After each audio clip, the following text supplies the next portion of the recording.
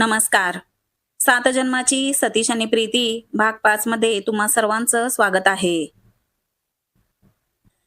दुसऱ्या दिवशी सकाळीच कॉलेजचं वातावरण काहीतरी वेगळंच जाणवत होतं. कॉरिडॉरमध्ये, कॅन्टीनमध्ये, लायब्ररीच्या पायऱ्यांवर सगळीकडे फक्त प्रेझेंटेशन आणि प्रोजेक्टची चर्चा चालू होती. प्रत्येकाच्या डोळ्यात एक चमक होती. जणू आजचा दिवस त्यांच्या मेहनतीला योग्य ठरणार होता. प्रीती, नीता, कार्तिक आणि सतीश हे चौघेही वेळेआधीच कॉलेजला पोहोचले होते.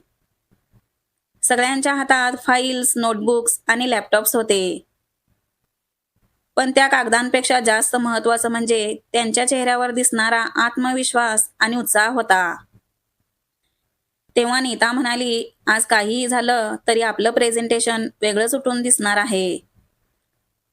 कार्तिक लगेच जोडला, "हो, आणि जर तणाव आला तर थेट चहा आठवायचा, उबदार आणि शांत करणारा." हे ऐकून सगळे हसले, पण त्या हसण्यात सुद्धा एक वेगळी धडधड लपली होती. लेक्चर संपल्यावर सगळ्यांना सभागृहात बोलावण्यात आलं. पुढे मोठ्या स्क्रीनवर प्रोजेक्टर लावला होता. तर स्टेजवर जोशी मॅडम खुर्चीवर बसल्या होत्या. त्यांच्यासमोर एकामागून एक ग्रुप आपापले प्रोजेक्ट सादर करत होते. कुणी रंगीत पोस्टर्स दाखवत होतं, कुणी लांबलचक स्लाइड्स, तर कुणी आकडेवारीवर भर देत होतं. पण मॅडमांच्या चेहऱ्यावरचा शांत भाव काही बदलत नव्हता. शेवटी प्रीतीच्या ग्रुपचं नाव जाहीर झालं.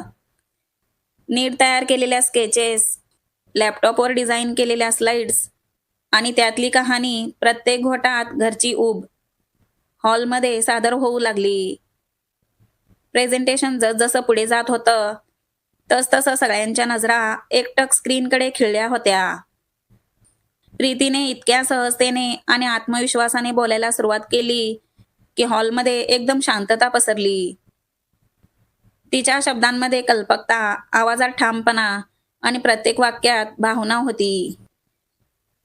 शेवटी प्रेझेंटेशन संपल्यावर काही क्षण सभागृहात टाळ्यांचा जोरदार कडकडाट झाला. जोशी मॅडम हलक्या हसऱ्या चेहऱ्याने उठल्या आणि म्हणाल्या, "प्रीती, तुझं प्रेझेंटेशन अप्रतिम होतं. मांडणी सुंदर, तुझा आत्मविश्वास जबरदस्त होता. पण त्याहूनही महत्त्वाचं म्हणजे ही संकल्पना एक नंबर आहे. एवढी वेगळी आणि प्रभावी कल्पना कोणाची होती?" तेव्हा प्रीतीने क्षणभर नजरा सतीशकडे वळवल्या आणि ती म्हणाली, "मॅडम, संकल्पना सतीशची होती." सगळ्या नजरा त्या क्षणी सतीशकडे वळल्या. तो आधी थोडासा शांत बसला होता, पण प्रीतीच्या शब्दांनी त्याच्या चेहऱ्यावर हलकं स्मित उमटलं. जोशी मॅडम पुढे म्हणाल्या, "वा, खूप छान. सतीश, ही कल्पना केवळ क्रिएटिव्ह नाही, तर मार्केटिंगच्या दृष्टिकोनातूनही अत्यंत प्रभावी आहे. प्रोजेक्टमध्ये मेहनत तर सगळ्यांची दिसत आहे, पण तू जी दिशा दिलीस ती खरंच कौतुकास्पद आहे." इतकं ऐकताच प्रेझेंटेशन हॉल पुन्हा एकदा टाळ्यांच्या गजराने दुमदुमला. नीता आणि कार्तिकने आनंदाने एकमेकांना हाय फाय दिलं आणि प्रीतीने मनातल्या मनात हळू सुस्कारा सोडला. त्या क्षणापासून सगळ्यांच्या नजरेत सतीचं व्यक्तिमत्व वेगळ्या उंचीवर पोहोचलं होतं आणि प्रीतीच्या मनात मात्र त्याच्याबद्दलचा आदर अजून दुप्पट झाला होता. त्या क्षणानंतर मात्र संपूर्ण क्लासमध्ये सतीचं वेगळंच वातावरण निर्माण झालं होतं. हॉलच्या बाहेर पडताच त्याच्या भोवती मित्रमंडळींचा जमाव झाला. कुणी त्याचं अभिनंदन करत होतं, कुणी त्याच्याशी हात मिळवत होतं, तर काही जण थेट मोबाईल काढून फोटो, सेल्फी घेण्यात गुंतले होते. मुलींच्या चेहऱ्यावर तर स्पष्ट उत्साह होता. त्या नकळत सतीशकडे खेचल्या जात होत्या. सतीश स्वतः मात्र हे सगळं सहजतेने घेत होता. तेव्हा त्याच्या चेहऱ्यावर तेच आत्मविश्वासपूर्ण हास्य होतं. चालण्यात एक ठामपणा होता आणि त्याच्या उंचपुऱ्या देखण्या व्यक्तिमत्वामुळे तो खरोखरच क्लासचा हिरो वाटत होता. प्रीती मात्र थोडी दूर उभी राहून हे सगळं पाहत होती. तेव्हा अचानक तिला त्याचे शब्द आठवले, "उद्या तुला कळेल मी फुल व्हॅल्यूम म्हणजे काय म्हणत होतो." आणि तिला हसू आलं. आता तिला स्पष्ट कळलं होतं, फुल व्हॅल्यूम म्हणजे हेच, सगळ्यांच्या नजरा आपल्यावर खिळवून ठेवणं. तेव्हा प्रीती थोडी बाजूला उभी असताना 2 मुली तिच्याकडे आल्या. त्यापैकी एक हसत प्रीतीला म्हणाली, "प्रीती, तुझं बोलणं खूप छान आहे. खरंच प्रेझेंटेशन सादर करण्याची तुझी स्टाईल जबरदस्त आहे. नेक्स्ट वेळी जेव्हा प्रोजेक्ट असेल, तेव्हा आम्हा दोघींना तुझ्यासोबत काम करायला खूप आवडेल." तेव्हा प्रीतीच्या चेहऱ्यावर लगेच हसू आलं. "अरे वाह! नक्कीच. मला पण खूप आनंद होईल तुमच्यासोबत काम करायला," असं ती म्हणाली. गप्पांच्या ओघात त्यांचा परिचय झाला. त्या दोघी पुण्याच्या आहेत हे समजल्यावर प्रीतीला अजूनच आनंद झाला.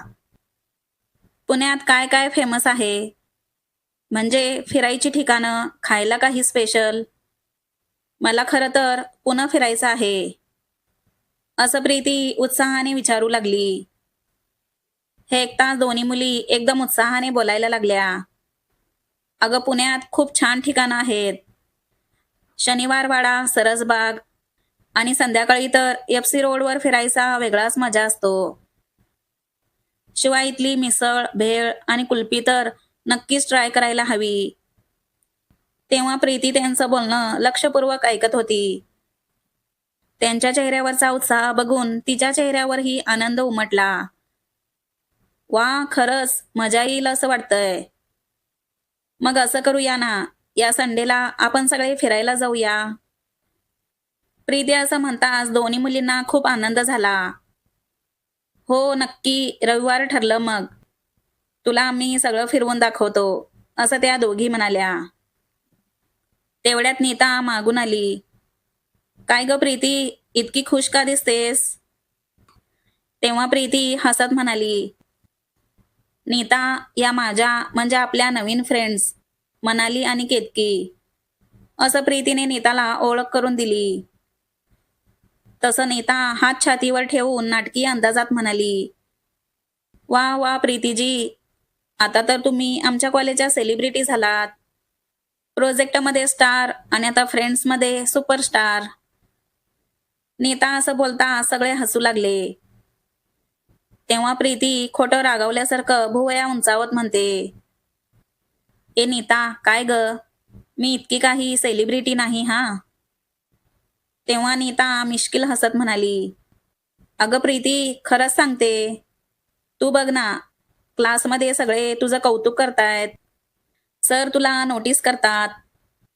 आणि आता तर रविवारी पुन्हा फिरायचा प्लॅन पण झालाय.